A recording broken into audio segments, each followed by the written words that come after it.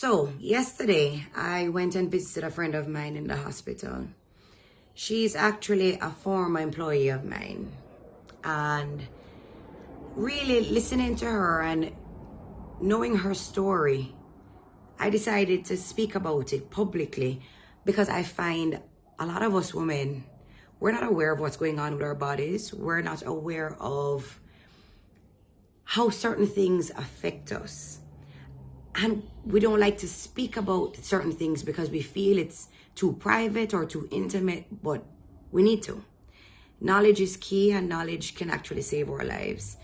So she's in the hospital. She has really severe fibroids, and she had to get a blood transfusion. Over the years, the heavy bleeding that she has for her periods has actually weakened her heart. So a lot of us, we have fibroids, we don't know, or we have fibroids and we just think that it's just so it go and we have to live with it. And we've been putting up with it for a very long time. We think that a heavy period is just annoying. You know, you end up spending so much money on pads or tampons. It's not just annoying, guys. Heavy periods and excessive bleeding actually makes us anemic. A lot of us know that part. But how many of us know that severe anemia weakens your heart muscles and affects your heart and reduces the functioning of your heart? Me never know that part there. So when we found out, I think it was like maybe 3 years ago or 4 years ago, how weak her heart was, what ended up happening was, once again, her heavy bleeding. These fibroids sometimes can produce clots that not only come out when you have your period and the lining of uterus shed, but those clots actually broke off and went in her bloodstream and went to her lungs, called a pulmonary embolism. That's how she found out. She actually flatlined. She died 4 times on the table at the hospital, and they had to resuscitate her. And when people go, so why don't you have a hysterectomy? Why haven't you had a hysterectomy?